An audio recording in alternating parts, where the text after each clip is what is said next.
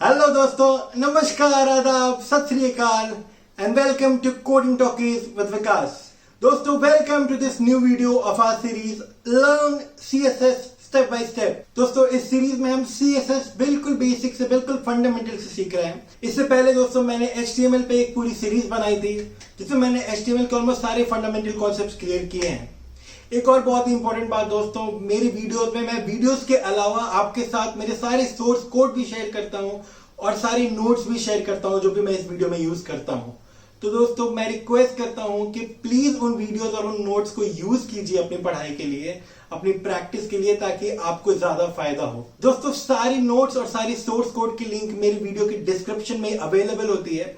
आप डिस्क्रिप्शन में चेक कर सकते हो और उनको यूज कर सकते हो। इसके अलावा दोस्तों, अगर आपने मेरी HTML की सीरीज अभी तक नहीं देखी है या CSS सीरीज के पिछले वीडियोस नहीं देखे हैं तो अगेन उनके लिंक्स यहाँ डिस्क्रिप्शन में अवेलेबल है। प्लीज उनको जरूर देखें, आपकी बहुत हेल्प होगी अगर आप वेब डेवलपमेंट सीखना चाहते हो या फिर अगर आप अपनी वेब डेवलपमेंट स्किल्स को और इंप्रूव करना चाहते हो। तो चलिए दोस्तों, हम कंटिन्यू करते हैं CSS और आज के वीडियो में हम जानेंगे कि CSS में सेलेक्टर्स क्या होते हैं। दोस्तों, एक्चुअली सेलेक्टर्स बहुत ही ज्यादा इंपॉर्टेंट चीजें हैं। यूजिंग सेलेक्टर्स हम जानेंगे कि हम कैसे अलग अलग एलिमेंट्स को स्टाइलिंग दे सकते हैं CSS में। अगर हमें सेम स्टाइल एक HTML फाइल के मल्टीपल एलिमेंट्स में देनी है तो उसमें सेलेक्टर्स का क्या रोल होता है दोस्तों, हम ये देखेंगे आज के वीडियो में। तो दोस्तों, बहुत ही ज्यादा इंपॉर्टेंट वीडियो है ये। I would request all of you कि प्लीज इस वीडियो को एंड तक जरूर देखें। एंड दोस्तों, वीडियो को स्टार्ट करने से पहले मेरी एक रिक्वेस्ट है आप सबसे कि अगर अभी तक आपने इस चैनल को सब्सक्राइब नहीं किया है तो प्लीज अभी इसे सब्सक्राइब करें। एंड सब्सक्राइब के बगल में बेल आइकन है दोस्तों, उस बेल आइकन को प्रेस करें ताकि जब भी मैं कोई न्यू वीडियो डालूं आपको ऑटोमेटिक नोटिफिकेशन आ जाए। दोस्तों, पिछले वीडियो में हमने बात की थी CSS के सेलेक्टर्स के बारे में। मैंने आपको बताया था कि अगर हमें अलग अलग अपने HTML एलिमेंट्स को स्टाइल्स देने हैं और अगर सेम स्टाइल मुझे किसी एक ही एलिमेंट को देना है, बहुत सारे एलिमेंट को देना है, तो क्या क्या अलग अलग टेक्निक्स है जिनके ज़रिए हम एलिमेंट्स को स्टाइल दे सकते हैं, जिसके लिए हम सेलेक्टर्स को यूज़ करते हैं। मतलब हमारी HTML डॉम में अगर मुझे कुछ ही एलिमेंट्स को सेलेक्ट करके उनको स्टाइल देना है तो उसके लिए हम CSS सेलेक्टर्स का यूज़ करते हैं।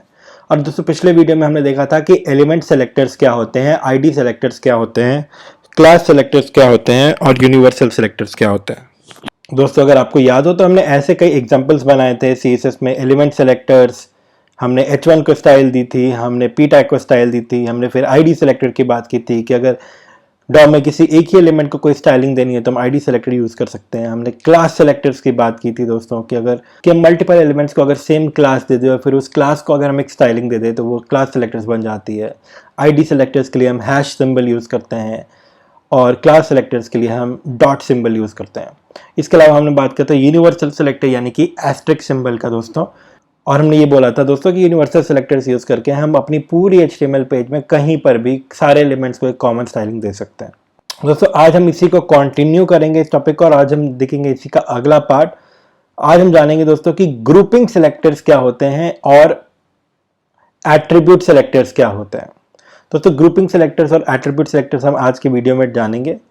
दोस्तों, मैं इसके जस्ट बाद एक और वीडियो बनाऊंगा CSS सेलेक्टर्स का पार्ट 3 जिसमें मैं आपको बताऊंगा कि कॉम्बिनेटर सेलेक्टर्स क्या होते हैं। दोस्तों, एक वीडियो लंबी ना हो जाए इसलिए मैं इनको अलग अलग पार्ट में डिवाइड कर रहा हूं। तो आज हम बात करेंगे दोस्तों ग्रुपिंग सेलेक्टर्स के बारे में और एट्रीब्यूट सेलेक्टर्स के बारे में। कॉम्बिनेटर सेलेक्टर्स मैं नेक्स्ट वीडियो में बताऊंगा दोस्तों। और जो सूडो क्लास और सूडो एलिमेंट्स है दोस्तों, उनको मैं आपको 4-5 वीडियोस के बाद एक्सप्लेन करूंगा क्योंकि ये अभी हमें एकदम बेसिक के लिए रिक्वायरमेंट नहीं है। पहले हम थोड़ी बेसिक चीजें समझ लेते हैं, फिर हम समझेंगे कि सूडो क्लास और सूडो एलिमेंट्स क्या होते हैं CSS में।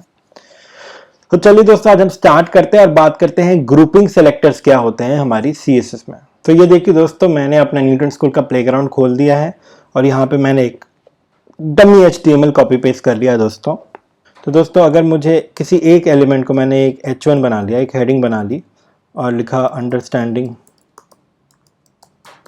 Grouping selectors.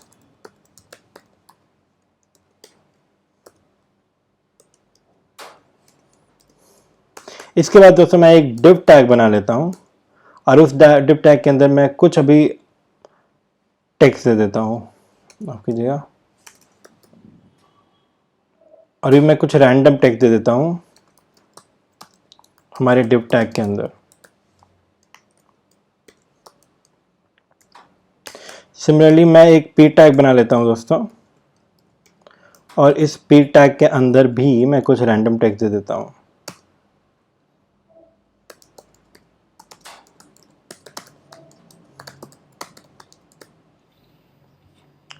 तो बेसिकली दोस्तों अब हमने अलग अलग HTML टैग्स क्रिएट कर लिए हैं और हमने इनमें कुछ टेक्स्ट डाल दिया है। दोस्तों हम चाहते हैं कि हमारी H1 में भी जो एलिमेंट्स हैं उनमें भी एक कॉमन स्टाइलिंग हो। हम चाहते हैं जो div में भी एलिमेंट्स हैं उनमें कॉमन स्टाइलिंग, हम चाहते हैं जो p में भी एलिमेंट्स हैं उनमें कॉमन स्टाइलिंग हो। दोस्तों अगर हमें सेम ही स्टाइलिंग अलग अलग एलिमेंट्स को देने हैं या अलग अलग क्लासेस को देने हैं या अलग अलग IDs को देनी है, तो नॉर्मली हम ऐसे लिखेंगे कि H1 को हम देंगे फॉर एग्जांपल कलर। अगर मुझे फॉन्ट कलर सबका ब्लू कर देना है तो मैं H1 को दूंगा ब्लू कलर, फिर मैं P को दूंगा ब्लू कलर, फिर मैं div को दूंगा ब्लू कलर।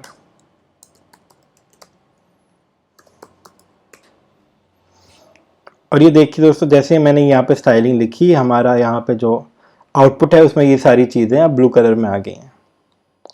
बट ऑब्जर्व कीजिए दोस्तों कि यहाँ पे सबकी स्टाइलिंग सेम है। अगर मैं कलर के साथ साथ कुछ बैकग्राउंड कलर भी दे दूं,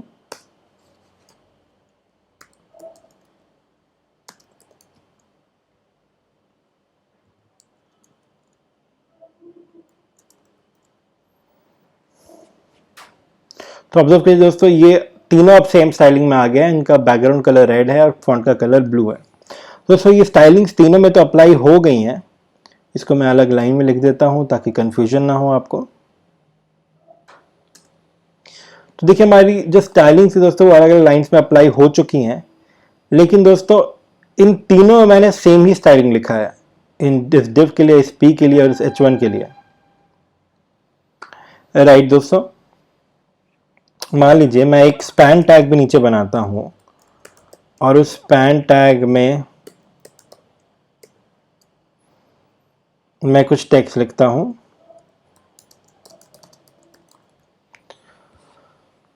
तो इस स्पैन को अभी तक हमने ये स्टाइलिंग नहीं दी है दोस्तों।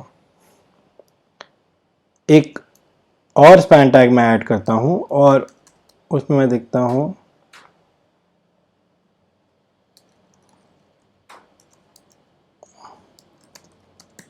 Do you like my videos.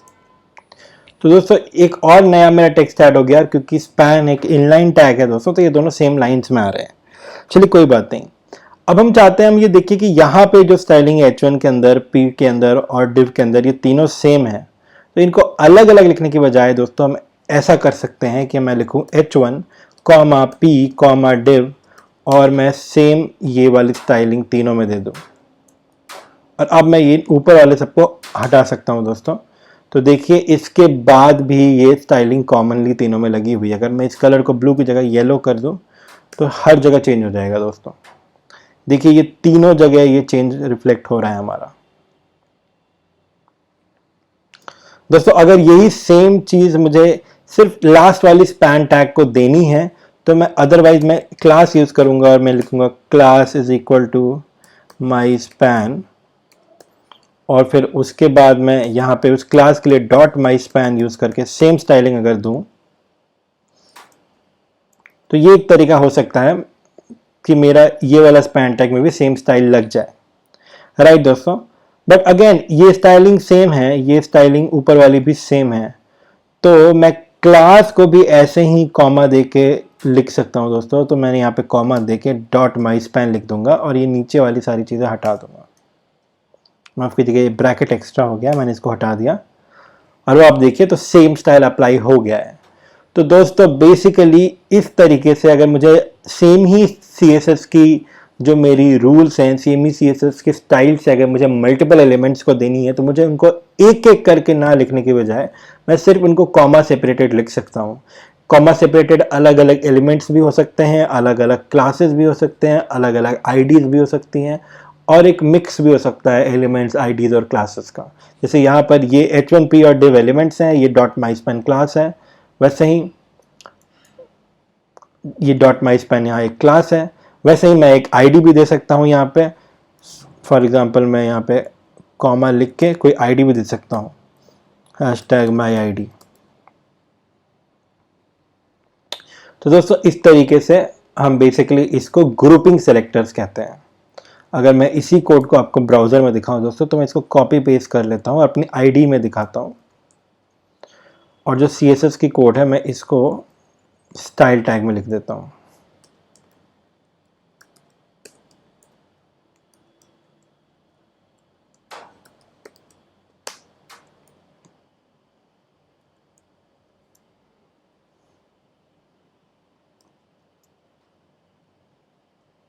और मैं इसको सेव कर लेता हूँ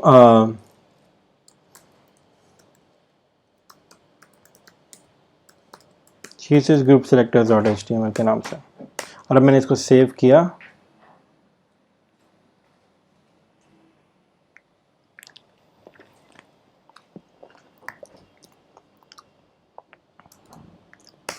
और ये देखिए दोस्तों, ये भी सेम भी वैसा ही दिख रहा है।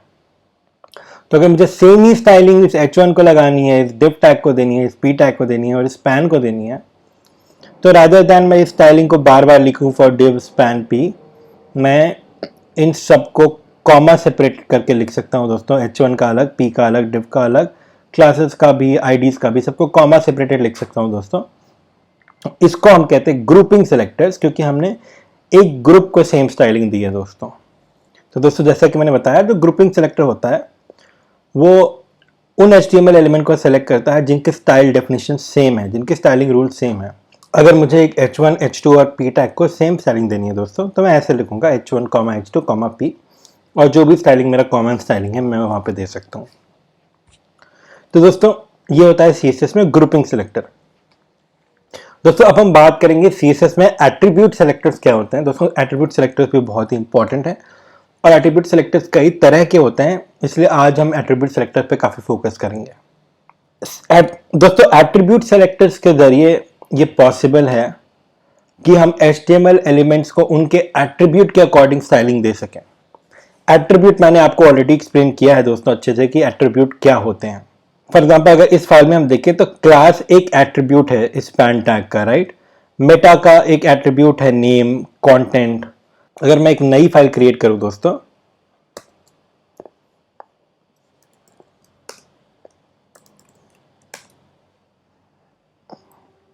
और यहां पे मैं लिखूं एक href is equal to https://www.google.com,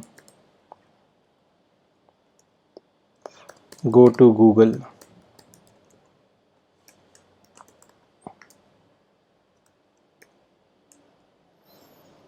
और दोस्तों मैं एक और लिखता हूं, मैं दिया target is equal to blank,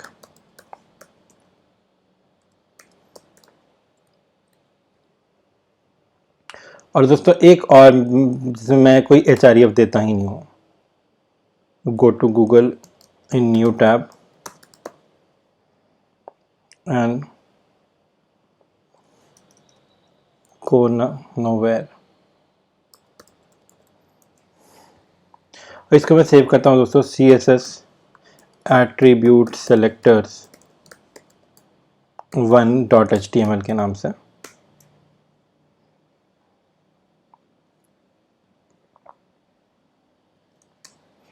देखिए दोस्तों अभी ये ऐसा दिख रहा है, go to Google new tab and go nowhere. ये बहुत ही क्लटर्ड लग रहा है। मैं इनको अलग अलग डिव में रैप कर देता हूं दोस्तों, ताकि हमारे लिए थोड़ा समझना इजी हो जाए।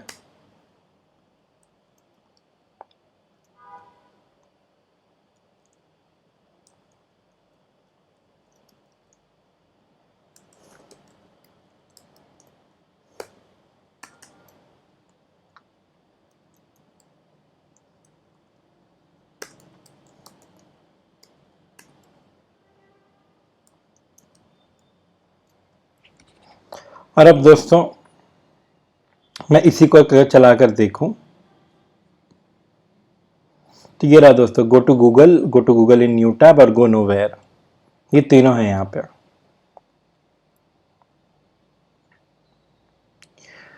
अब दोस्तों अगर मैं चाहता हूं कि मैं सिर्फ उन्हीं ए टैग को कोई स्टाइलिंग दूं जिनमें href एट्रीब्यूट है, तो वो मैं कैसे दे सकता हूं दोस्तों?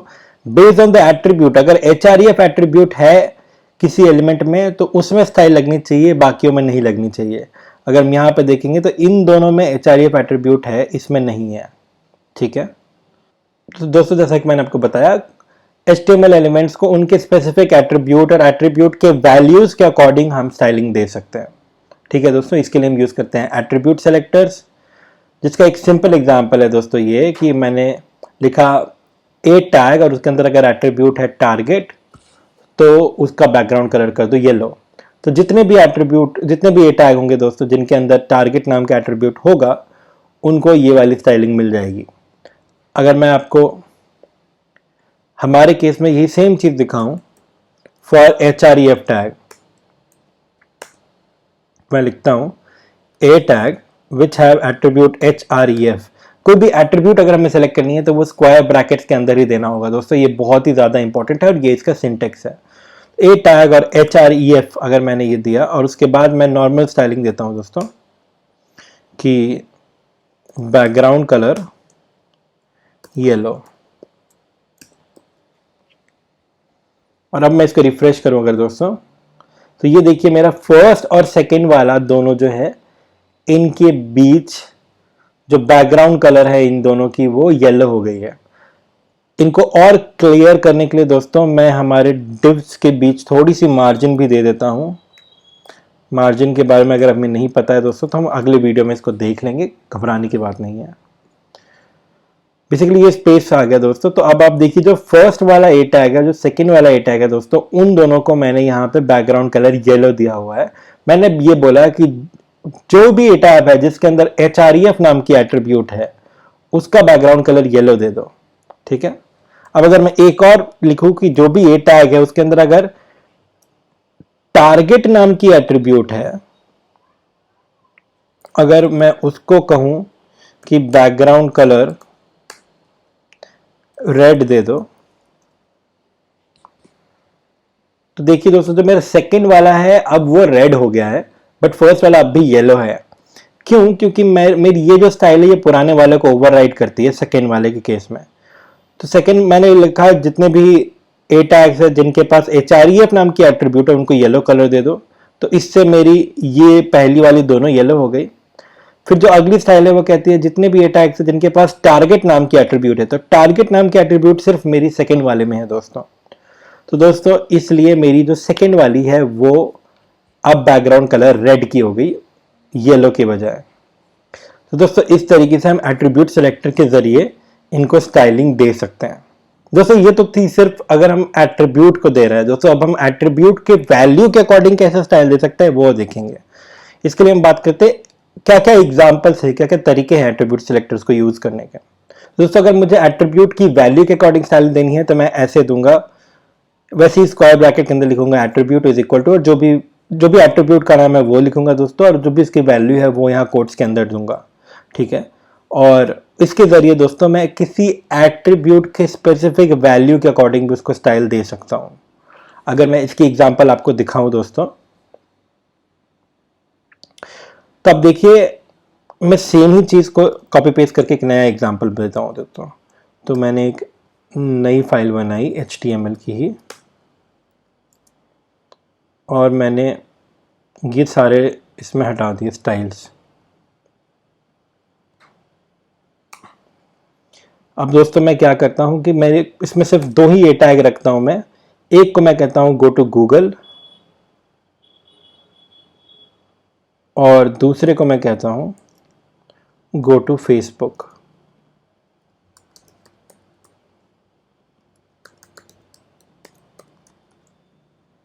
इसको मैं सेव करता हूं CSS attribute selectors 2.html।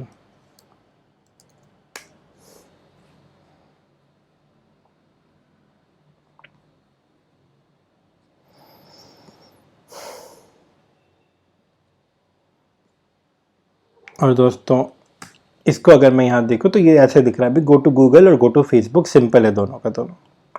But अब अगर मैं चाहता हूँ कि सिर्फ जो गूगल वाला है उसकी स्टाइलिंग मैं चेंज करूँ, जो फेसबुक वाला है उसकी स्टाइलिंग चेंज ना करूँ, तो ये मैं कैसे करूँगा? मैं ऐसे दे सकता हूँ ए टैग, जो कि मेरा टैग है, जो मेरा एलिमेंट है वो मैं नहीं भी दूंगा तो भी चलेगा, और ब्रैकेट के अंदर मैं लिखूंगा जो मेरी एट्रीब्यूट है, तो मेरी एट्रीब्यूट है href, और मैं इसकी जो वैल्यू है वो मैं दूंगा। अब तो वैल्यू है यहाँ पे http google.com। और अब दोस्तों मैं अपनी स्टाइलिंग दूंगा कलर ब्लू। अब दोस्तों अगर मैं सेम चीज को ब्राउजर में चलाकर देखूं तो ये देखिए जो गूगल वाला टेक्स्ट है दोस्तों वो ब्लू कलर का हो गया है। मैं इसको अगर एक बैकग्राउंड कलर भी दे दूं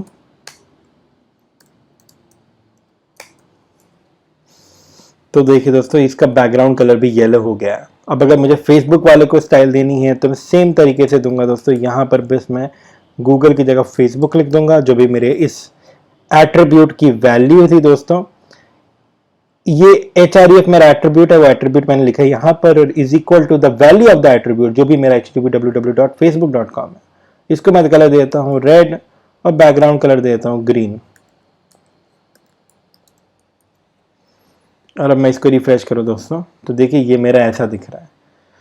तो दोस्तों using the attribute and the attribute value I can give styles to my elements. दोस्तों तो आपको समझ में आ रहा है कि कितना ज्यादा इंपॉर्टेंट है। मान लीजिए हमारे पास एक HTML फॉर्म है और इस HTML फॉर्म में हमारे पास कई एलिमेंट्स हैं इनपुट टाइप के। Input type is equal to text भी हो सकता है, input type is equal to radio भी हो सकता है, input type is equal to password भी हो सकता है, ईमेल भी हो सकता है, नंबर भी हो सकता है। तो अगर मैं चाहता हूं कि सिर्फ टेक्स्ट वाले को मैं कोई स्टाइलिंग दूं दोस्तों, तो मैं इस तरीके से हमारी स्टाइलिंग दे सकता हूं। अब दोस्तों हम देखेंगे कि अगर हम एट्रीब्यूट के बाद टाइल्ड सिंबल देख के फिर is equal to value selector लिखते हैं तो उसका क्या मतलब होता है। दोस्तों अगर आप ऑब्जर्व करें तो यहाँ पे हमें एट्रीब्यूट के बाद एक यहाँ पे टाइल का सिंबल दिया है दोस्तों। तो इस सिंबल को लगाने से क्या डिफरेंस आ जाता है दोस्तों पहले के कंपैरिजन में, ये भी हम देखेंगे। दोस्तों एट्रीब्यूट अगर attribute tilde is equal to value अगर हम देते हैं तो वो सारे एलिमेंट्स को वो सेलेक्ट करता है जिनमें वो स्पेसिफिक वर्ड है। ठीक है दोस्तों, तो इसका क्या मतलब है। तो दोस्तों अब मैं क्या करता हूँ, इसी एग्जांपल को कॉपी करता हूँ, एक नई फाइल बनाता हूँ और उसमें मैं ये सेम चीज करूंगा। तो ये देखिए दोस्तों, सिर्फ अभी मैंने क्या किया, मेरी पुरानी वाली स्टाइलिंग है href is equal to www.google.com। Right दोस्तों, तो अगर मैंने ये सिर्फ ये वाली स्टाइलिंग देता हूं दोस्तों, तो सिर्फ इसका जो कंप्लीट मैच है वो ये वाला है google.com। सेकंड वाला इज googledrive.com, तो सेकंड वाले के लिए एप्लीकेबल नहीं है दोस्तों। राइट, तो इसलिए ये जो स्टाइलिंग लग रही है सिर्फ पहले वाले के केस में लग रही है। बट अगर मैं चाहता हूं कि जो स्टाइलिंग है वो फर्स्ट और सेकंड दोनों में लग जाए दोस्तों, और मैं साथ में फेसबुक वाला भी कॉपी कर लेता हूं। मैं चाहता हूं कि गूगल के जितने भी लिंक्स है, चाहे वो google.com हो या googledrive.com हो, इन दोनों में स्टाइल लग जाए, बट फेसबुक वाले में नहीं लगे। तो दोस्तों हमने देखा कि सिर्फ href यूज करके तो ये करना अभी हमें मुश्किल लग रहा है। तो मैं क्या करूंगा, मैं इसके टाइटल में एक दे दूंगा दोस्तों, title is equal to Google, और यहां पर भी मैं दे दूंगा दोस्तों title is equal to Google. ठीक है, गूगल भी दे सकता हूँ, गूगल स्पेस ड्राइव भी दे सकता हूँ क्योंकि ये गूगल ड्राइव है, और यहां पे मैं दे दूंगा title is equal to Facebook.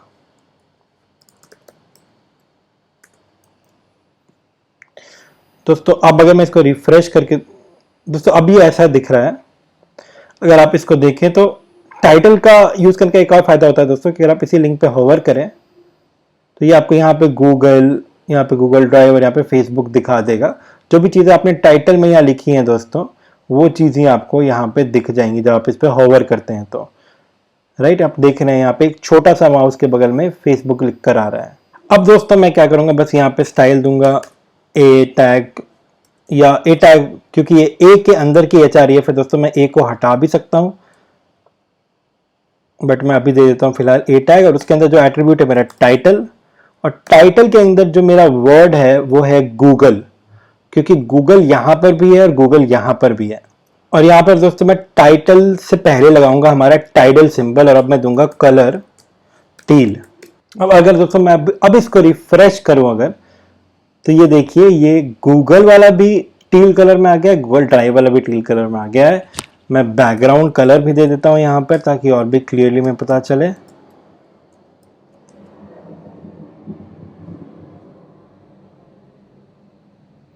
तो ये देखिए दोस्तों, दोनों के बैकग्राउंड कलर ब्लैक आ गए हैं। तो दोस्तों ये फायदा है हमारी टाइडल कैरेक्टर यूज करने का, टाइडल सिंबल यूज करने का दोस्तों, क्योंकि इससे हमारा गूगल और गूगल ड्राइव दोनों स्टाइल्स अप्लाई हो जा रहे हैं दोस्तों। तो हमने ये यूज किया टाइटल के लिए। अब दोस्तों आप यूज सोच रहे हो कि हमने ये HREF में भी तो दोनों में गूगल है, हमने क्यों नहीं किया? तो दोस्तों जब भी हम टाइटल सिंबल यूज करते हैं तो जो भी हम वैल्यू दे रहे हैं it has to be a word, Google has to be a separate word दोस्तों। बट इस वाले में अगर आप देखोगे तो www.google.com, Google is not a separate word. Google के आस एक अलग से वर्ड नहीं है। वर्ड वो होता है जिसके आगे और पीछे कुछ नहीं हो, राइट। बट यहाँ पे इसके आगे पीछे www.com है, राइट। यहाँ पे भी गूगल एक अलग वर्ड है, यहाँ पे भी गूगल स्पेस ड्राइव है, तो गूगल और ड्राइव दो अलग अलग वर्ड्स हैं। अगर मैं इस स्पेस को हटा दूं दोस्तों, तो अब ये वाला कंडीशन फुलफिल नहीं होगा दोस्तों, क्योंकि गूगल अब सेकेंड वाले केस में एक अलग वर्ड नहीं है, यहां पर गूगल ड्राइव एक वर्ड है। तो अगर अब मैं इसको रिफ्रेश करके दिखाऊं तो देखिए सेकेंड वाले से ये स्टाइल हट गई है। तो दोस्तों जब भी हम टाइटल सिंबल यूज करते हैं वो उन सारे एलिमेंट्स के लिए एप्लीकेबल है जिसमें ये एलिमेंट ए टैग हो, उसके अंदर टाइटल नाम की एट्रीब्यूट है, और टाइटल नाम की एट्रीब्यूट की जो वैल्यू है उसमें गूगल एक वर्ड होना चाहिए। तो इस वाले केस में गूगल एक वर्ड है, इस वाले केस में फेसबुक, इस वाले केस में गूगल ड्राइव में गूगल स्पेस ड्राइव, दो अलग अलग वर्ड्स हैं। इस वाले केस में सिर्फ फेसबुक एक वर्ड है, गूगल एक वर्ड नहीं है, इसलिए इस केस में ये अप्लाई नहीं हो रहा है। दोस्तों ये फायदा है टाइटल एट्रीब्यूट यूज करने का कि वो ऐसे एलिमेंट्स को सेलेक्ट करता है जिनके पास। दोस्तों अब हम देखेंगे टाइटल सिंबल की जगह अगर हम एक पाइप की सिंबल दे देते हैं तो उससे क्या फर्क पड़ता है। It is used to select the elements with the specified attribute starting with the specified value. इसका ये मतलब है दोस्तों कि जितनी भी वैल्यूज उससे स्टार्ट होंगी उनमें ही ये एप्लीकेबल होगा, ठीक है। फॉर एग्जाम्पल दोस्तों अगर मैं ऐसे दूं class pipe is equal to top, तो दोस्तों जो वैल्यू है एक तो उसको एक होल वर्ड होना चाहिए, ठीक है, या तो टाइप हो या फिर वो होल वर्ड होना चाहिए। बट इस केस में वो जो होल वर्ड है वो खुद से एक वर्ड भी हो सकता है या फिर वो हाइफन सेपरेटेड भी हो सकता है, ठीक है। आइए मैं इसका एक एग्जांपल दिखाता हूं। तो मैंने फिर से एक नई फाइल बनाई दोस्तों, और यहां पर मैं क्या करता हूं कि मैं लिखता हूं गूगल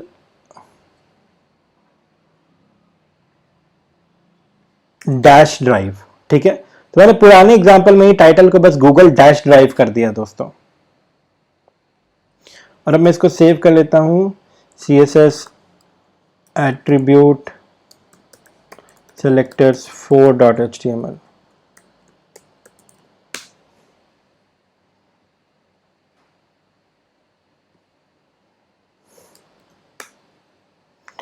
तो देखिए दोस्तों मैंने यहां पर बस गूगल स्पेस ड्राइव की जगह गूगल डैश ड्राइव किया, तो ये स्टाइल अब मेरी सेकेंड वाली एलिमेंट पे एप्लीकेबल नहीं हो रही है। मैं वापस से इसको डैश हटा के वापस से स्पेस दे दूं अगर, तो दोस्तों ये एप्लीकेबल हो जाएगी। तो मैंने देखा कि जो टाइल्ड सिंबल है दोस्तों उसके जरिए इसको एक अलग वर्ड ही होना पड़ेगा, अदरवाइज कोई ऑप्शन नहीं है। बट अगर मैं इसको टाइल्ड सिंबल की जगह पाइप सिंबल दे दूं दोस्तों, अब मैं इसको रिफ्रेश करूं, अब मैंने यहां पे गूगल डैश ड्राइव कर दिया है, तो भी आप देखोगे दोस्तों तो ये दोनों केसेस में एप्लीकेबल है, ठीक है। बट एक और की डिफरेंस है इन दोनों के बीच। अगेन अगर मैं क्या करूं, गूगल ड्राइव की जगह मैं एक और लिंक दे दूं गूगल मैप्स का, बट यहां पे मैं मैप्स पहले लिखूं और गूगल बाद में लिखूं,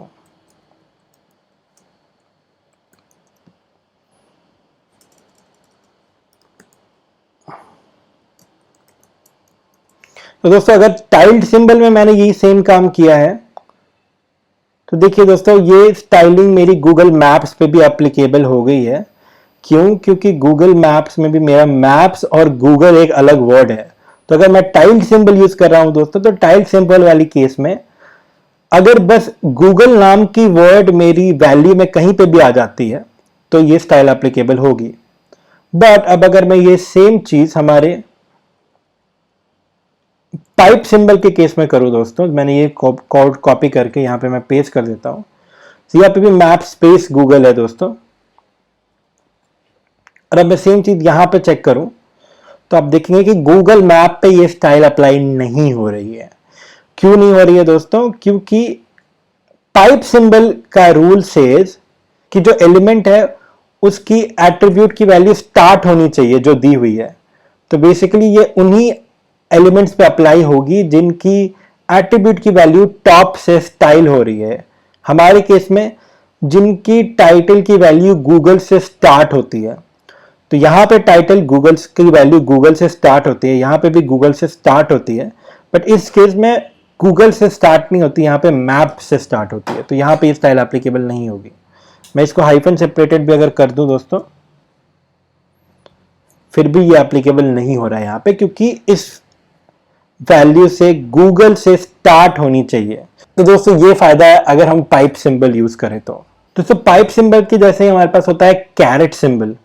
दोस्तों मैं टाइटल सिंबल देखा, पाइप सिंबल देखा, हम देखते हैं कैरेट सिंबल अगर यूज करते हैं तो क्या फायदा होता है। दोस्तों कैरेट सिंबल सेज कि वो उन एलिमेंट्स को सेलेक्ट करता है जिनके एट्रीब्यूट की value begins with the specified value. दोस्तों ये सुनने में आपको काफी सिमिलर लग रहा होगा पाइप सिंबल से ही, बट इसमें डिफरेंस क्या है दोस्तों कि पाइप सिंबल सेड की जो मेरी वैल्यू है it should be a whole word. ठीक है, वो या तो एक वर्ड होनी चाहिए स्पेस सेपरेटेड या hyphen separated, but caret symbol में ऐसा कोई रिस्ट्रिक्शन नहीं है दोस्तों। तो अगर मैं आपको एग्जांपल दिखाऊं pipe symbol versus carat symbol का, तो दोस्तों मैं इसी को पहले तो कॉपी करता हूं, फिर नई फाइल बनाता हूं, और यहां जो मेरा गूगल ड्राइव है दोस्तों, इसको मैं ये डैश की पार्ट हटा देता हूं दोस्तों। अब मैं इसको सेव करूं, एट्रीब्यूट सेलेक्टर्स 5.html,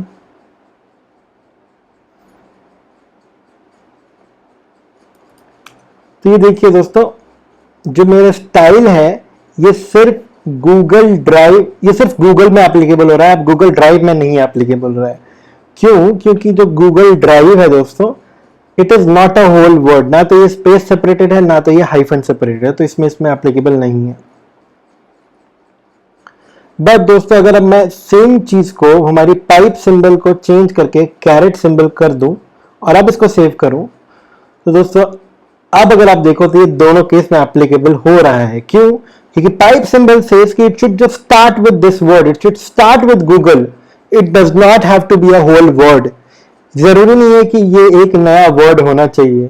तो अब गूगल एक वर्ड है, गूगल से स्टार्ट हो रहा है, यहां पे भी title is equal to Google drive, ये गूगल स्टार्ट से स्टार्ट हो रहा है even if this is not a whole word. उसके बाद में कुछ भी उससे फर्क नहीं पड़ता। बट अगर आपकी जो एट्रीब्यूट की वैल्यू है अगर वो उससे स्टार्ट हो रही है दोस्तों, तो कैरेट सिंबल हमारा वर्क करेगा। तो दोस्तों ये डिफरेंस है कैरेट सिंबल में और पाइप सिंबल में। तो पाइप के लिए वो उस वर्ड से स्टार्ट भी होनी चाहिए और वो एक हाइफन सेपरेटेड या स्पेस सेपरेटेड वर्ड होनी चाहिए। बट दोस्तों कैरेट सिंबल के लिए बस उस वैल्यू, बस दोस्तों कैरेट सिंबल के लिए बस उस एट्रीब्यूट की वैल्यू गिवन वैल्यू से मैच करनी चाहिए। दोस्तों सिमिलरली कैरेट सिंबल की जगह डॉलर सिंबल भी यूज होता है दोस्तों। डॉलर सिंबल बेसिकली क्या करता है कि अगर आपके एट्रीब्यूट की वैल्यू गिवन वैल्यू से एंड होती है तब वो मैच होता है। एंड अगेन दोस्तों इसके लिए भी it does not have to be a whole word. तो dollar symbol is almost the opposite of caret symbol. Caret symbol में दोस्तों बस वो उससे बिगिन होना चाहिए और यहां पे से एंड होना चाहिए। तो अगर यहां पर क्या है, जो मेरा गूगल है दोस्तों वो एंड हो, दोस्तों इस वाले केस में जो गूगल मैप वाला केस है, यहां पर जो हमारा वैल्यू है वो गूगल से एंड होता है। तो अगर मैं इसी को डॉलर सिंबल यूज कर लूं यहां पे दोस्तों, और इसको मैं कलर कुछ और दे दूं, येलो दे दूं और बैकग्राउंड कलर रेड दे दूं, तो देखिए दोस्तों अब ये मेरा फर्स्ट वाले पे भी एप्लीकेबल हो गया है, थर्ड वाले पे भी एप्लीकेबल हो गया है। फर्स्ट वाले पे एप्लीकेबल क्यों हुआ? क्योंकि ये जो मेरा है फर्स्ट वाला मेरा गूगल से शुरू भी होता है, गूगल से खत्म भी होता है, तो इसलिए इस पे ये दोनों ही स्टाइल से एप्लीकेबल है। बट क्योंकि सेकंड वाला बाद में आया तो उसने ओवरराइड कर दिया पहले वाले को, और अब इसमें सेकेंड वाला अप्लाई हो रहा है। बट दोस्तों जो मेरा ये वाला एग्जाम्पल है मैप्स डैश गूगल, यहाँ पे जो मेरी टाइटल की वैल्यू है वो गूगल से खत्म होती है। तो क्योंकि ये गूगल से खत्म होती है दोस्तों मेरी टाइटल की वैल्यू, इसलिए मेरे थर्ड वाले केस में एप्लीकेबल है। बट जो मेरा सेकंड वाला केस है दोस्तों, यहाँ पे मेरी टाइटल की वैल्यू गूगल से शुरू होती है, इसलिए ये केस एप्लीकेबल नहीं है, डॉलर सिंबल एप्लीकेबल नहीं है, बट कैरेट सिंबल एप्लीकेबल है क्योंकि यहाँ पे भी ये गूगल से शुरू होती है। कैरेट सिंबल कहता है कि जो वैल्यू है वो गिवन वैल्यू से शुरू होनी चाहिए, और डॉलर सिंबल कहता है जो भी मेरी वैल्यू है वो गिवन वैल्यू से खत्म होनी चाहिए। ठीक है, ये डिफरेंस है डॉलर में और कैरेट में। कैरेट और पाइप में हमने डिफरेंस ऑलरेडी देखा है। पाइप के लिए जो वर्ड है वो स्पेस सेपरेटेड या हाइफन सेपरेटेड होनी चाहिए, और पाइप और टाइल्ड के बीच जो डिफरेंस है वो भी हमने देखा है दोस्तों कि टाइल्ड के लिए it has to be a single word, space separated word. उस केस में जरूरी नहीं है कि वो स्टार्टिंग होनी चाहिए उस वर्ड से, but it has to be space separated, hyphen separated नहीं चलेगा। चलिए दोस्तों अब हम बात करते हैं अगर हम वहीं पे एस्ट्रिक का सिंबल दे तो उससे क्या फर्क पड़ता है। तो दोस्तों एस्ट्रिक का सिंबल अगर हम देते हैं तो ये कहता है कि जो हमारा एलिमेंट है उसके एट्रीब्यूट की वैल्यू में गिवन वैल्यू होनी चाहिए, बस वो वैल्यू होनी चाहिए। अगर वो वैल्यू है तो ये स्टाइल एप्लीकेबल होगी, वैल्यू नहीं है तो एप्लीकेबल नहीं होगी। फर्क नहीं पड़ता कि वैल्यू कहां पे आ रही है, शुरू हो रही है, खत्म हो रही है, बीच में कहीं पे आ रही है, हर केस में वैलिड है। एंड यहां पे भी दोस्तों it does not have to be a whole word, and यहां पे भी दोस्तों it does not have to be a whole word. जरूरी नहीं है कि स्पेस सेपरेटेड या हाइफन सेपरेटेड हो, कहीं पे भी बीच में अगर वो वैल्यू आ रही है तो एप्लीकेबल होगी। आइए हम इसका भी एग्जांपल देखते हैं। तो दोस्तों मैं इसी को कॉपी करके एक नई फाइल बना के इसमें ये पेस्ट कर देता हूं, और दोस्तों यहां पर मैं क्या करूंगा कि जो मेरी कैरेट सिंबल की जगह मैं लिख दिया एस्ट्रिक सिंबल, और मैं इसको सेव कर लेता हूं अब CSS एट्रीब्यूट सेलेक्टर्स 6.html।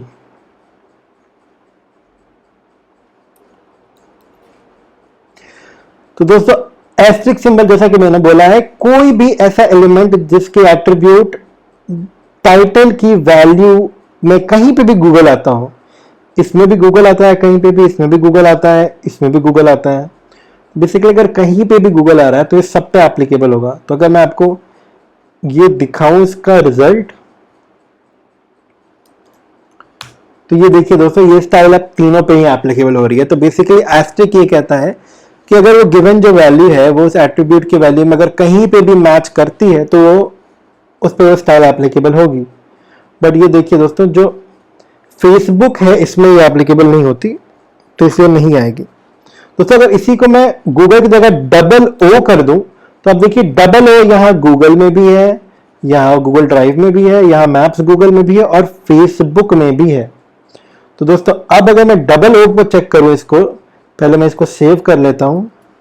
अब अगर मैं इसको यहाँ पे चेक करूं दोस्तों रिफ्रेश करके, तो अब ये चारों ही केस में एप्लीकेबल है, क्योंकि डबल ओ तो हर केस में लग रहा है, तो इसलिए ये स्टाइल चारों ही केस में एप्लीकेबल है। तो दोस्तों ये एग्जांपल थे हमारे एट्रीब्यूट सेलेक्टर्स के बारे में। आई होप आपको वीडियो अच्छा लगा हो दोस्तों, समझ में आया हो। दोस्तों शॉर्टली मैं एक वीडियो बनाऊंगा जिसमें हम बात करेंगे कि कॉम्बिनेटर सेलेक्टर्स क्या होते हैं, वो भी बहुत ही ज्यादा इंपॉर्टेंट है दोस्तों, उस भी वीडियो को जरूर फॉलो करें। मेरी पिछली वीडियो अगर आपने नहीं देखी है एट्रीब्यूट सेलेक्ट, मेरी अगर पिछली वीडियो आपने नहीं देखी है टाइप्स ऑफ सेलेक्टर्स के बारे में, तो वो आप उसको भी जरूर देखें। उसकी लिंक, मेरी अगर पिछली वीडियो आपने सेलेक्टर्स के बारे में नहीं देखी है तो उसकी लिंक यहाँ डिस्क्रिप्शन में अवेलेबल है, उसको भी जरूर देखें। दोस्तों इसके अलावा अगर आप मुझे पर्सनली रीच आउट करना चाहते हो तो आप मुझे लिंक्डइन या इंस्टाग्राम पर रीच आउट कर सकते हो। मेरी लिंक्डइन प्रोफाइल की और मेरी इंस्टाग्राम प्रोफाइल की लिंक यही नीचे डिस्क्रिप्शन में अवेलेबल है। दोस्तों एक और बहुत ही इंपॉर्टेंट अपडेट कि ये सारी सीरीज ऑफ वीडियोस आपके लिए लेकर आया हूं मैं in collaboration with Newton school. दोस्तों न्यूटन स्कूल आपके लिए लेकर आया है एक कमाल का कंप्लीटली ऑनलाइन एमएस प्रोग्राम, यानी कि masters of science in computer engineering. दोस्तों ये प्रोग्राम के लिए न्यूटन स्कूल ने टाई अप किया है स्पेन के मिया डिजिटल यूनिवर्सिटी के साथ। दोस्तों हम सब जानते हैं कि न्यूटन स्कूल कितना कमिटेड है, और न्यूटन स्कूल के amazing full stack development courses हैं जिसके जरिए न्यूटन स्कूल हेल्प कर रहा है बहुत सारे स्टूडेंट्स और टेक्निकल एस्पिरेंट्स की इंडिया के टॉप प्रोडक्ट कंपनीज में जॉब पाने में। दोस्तों इस प्रोग्राम के साथ न्यूटन स्कूल एक स्टेप और आगे जाता है और हमने इंट्रोड्यूस किया है ये MS program in association with Mia digital university. दोस्तों मिया डिजिटल यूनिवर्सिटी स्पेन की एक बहुत ही रेप्यूटेड यूनिवर्सिटी है जिसके ऑनलाइन कोर्सेज काफी ज्यादा पॉपुलर है। दोस्तों ये जो कोर्स है ये यूरोपियन यूनिवर्सिटी द्वारा एक्रेडिटेड है और पूरी दुनिया में एक्सेप्टेड है। दोस्तों हम में से कई ऐसे लोग होते हैं जो आगे हायर स्टडीज के लिए जाना चाहते हैं, मास्टर्स करना चाहते हैं, बट कई बार कॉलेज की फीस बहुत ज्यादा होती है या कई बार हम अपना एग्जिस्टिंग जॉब नहीं छोड़ सकते क्योंकि हमारे ऊपर बहुत सारी रेस्पॉन्सिबिलिटीज हैं। तो इन सारे प्रेशर्स की वजह से हम आगे पढ़ नहीं पाते, हायर स्टडीज नहीं कर पाते। बट दोस्तों न्यूटन स्किल का ये प्रोग्राम की सबसे बड़ी बेनिफिट है कि एक तो ये कंप्लीटली ऑनलाइन है। तो अगर आप ऑलरेडी जॉब कर रहे हो या ऑलरेडी आप पढ़ाई कर रहे हो या जो भी कर रहे हो, आप अपने घर बैठे बैठे ये पूरा कोर्स कर सकते हो पूरे 1 साल तक। और दोस्तों इसकी फीस इज वेरी अफोर्डेबल। 1 साल की फीस है 2.5 लाख प्लस जीएसटी।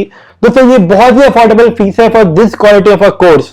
जैसा कि मैंने बताया कि ये डिग्री पूरी दुनिया में एक्सेप्टेड है और एक बहुत ही वैल्यूएबल स्किल सेट हो सकता है, आपकी रेज्यूमे पे 4 चांद लगाने के लिए बहुत ज्यादा इंपॉर्टेंट हो सकता है। इसके जरिए आपको इंडिया में या बाहर भी कहीं जॉब मिलने में काफी इंप्रूवमेंट होगी। दोस्तों इस पूरे कोर्स में आपको मिया डिजिटल यूनिवर्सिटी की कंप्लीटली ऑनलाइन क्लास तो मिलेगी ही, इसके अलावा आपको न्यूटन स्कूल का भी पूरा सपोर्ट मिलेगा। न्यूटन स्कूल के डेडिकेटेड मेंटोर्स आपको हेल्प करेंगे, आपको गाइड करेंगे। इसके अलावा दोस्तों न्यूटन स्कूल आपको प्लेसमेंट असिस्टेंस देगा जिसके जरिए आप टॉप प्रोडक्ट कंपनीज में प्लेस्ड हो सकते हो। तो दोस्तों अगर आप कंप्यूटर साइंस इंडस्ट्री में अपने सक्सेस के चांसेस इंप्रूव करना चाहते हो तो बिल्कुल देर मत करिए और अभी इस कोर्स के लिए रजिस्टर कीजिए। दोस्तों अप्लाई करने के लिए आप यहां अप्लाई नाउ पर क्लिक कीजिए और इस फॉर्म को फिलअप कर दीजिए। और दोस्तों लास्ट में ये एक रेफरल कोड का सेक्शन है, इस रेफरल कोड में आप एंटर कीजिए VIKAS15 यानी कि विकास 15। दोस्तों ये मेरा रेफरल कोड है कोडिंग टॉकीज विद विकास की तरफ से, ये आपके लिए गिफ्ट है। दोस्तों अगर आप ये रेफरल कोड यूज करते हो तो जो मैंने आपको बताया इस कोर्स की फीस है 2.5 लाख प्लस जीएसटी, बट ये रेफरल कोड यूज करने के बाद आपको मिलेगा फ्लैट 15,000 यानी कि 15,000 रुपए का डिस्काउंट। तो दोस्तों ये काफी अच्छा ऑप्शन है। आई हाईली रिकमेंड कि आप जरूर अप्लाई करो इस कोर्स के लिए और इस कोर्स में जरूर याद रखिए कि मेरा रेफरल कोड यूज करिए, आपका बहुत फायदा होगा। तो दोस्तों trust me this course can be a turning point in your career और मैं आपसे रिक्वेस्ट करूंगा कि आप खुद भी ये कोर्स करो। और अगर आपकी फ्रेंड्स में, आपकी फैमिली में, आपके कलीग्स में कोई भी ऐसा इंसान आपको लगता है जिसको इस कोर्स की जरूरत हो सकती है, जिसके लिए कोर्स हेल्पफुल हो सकता है, तो आप उनको भी ये कोर्स जरूर रेकमेंड करें। दोस्तों अप्लाई करने के लिए आप बस इस फॉर्म को क्लिक करके सबमिट कर दो, रेफरल कोड में मेरा कोड डाल दो और दोस्तों सबमिट करने के बाद न्यूटन स्कूल की टीम से कोई एक्सपर्ट आपको जल्द से जल्द कांटेक्ट करेगा और फिर आपको आगे की प्रोसेस एक्सप्लेन करेगा। आपको मेरा ये वीडियो पसंद आया है तो प्लीज अपना प्यार लाइक्स, कमेंट और शेयर्स के रूप में बरसाएं। जो भी फीडबैक है आपका, जो भी क्वेश्चंस है आपके, वो सारे के सारे आप कमेंट सेक्शन में मुझसे पूछ सकते हो and I will reply to all of them. इसके अलावा दोस्तों प्लीज इस वीडियो को ज्यादा से ज्यादा लोगों से शेयर करें, व्हाट्सएप पे शेयर करें, फेसबुक पे शेयर करें, इंस्टाग्राम पे शेयर करें, या आप जो भी सोशल मीडिया आप यूज करते हो सब पे शेयर करें। अपने फ्रेंड्स के साथ, अपने फैमिली के साथ, अपने कोलीग्स के साथ, किसी भी ऐसे इंसान के साथ जो आपको लगता है कि वेब डेवलपमेंट सीखना चाहता है या अपने स्किल्स इंप्रूव करना चाहता है वेब डेवलपमेंट में, जिनको भी मेरे वीडियो से बेनिफिट हो सकता है दोस्तों, प्लीज उनसे शेयर करें। एंड दोस्तों फाइनल रिक्वेस्ट, अगर अभी तक आपने इस चैनल को सब्सक्राइब नहीं किया है तो प्लीज इसे अभी सब्सक्राइब करें। Thank you so much guys for your time to watch this video. Please अपना बहुत अच्छे से ख्याल रखें। Bye bye.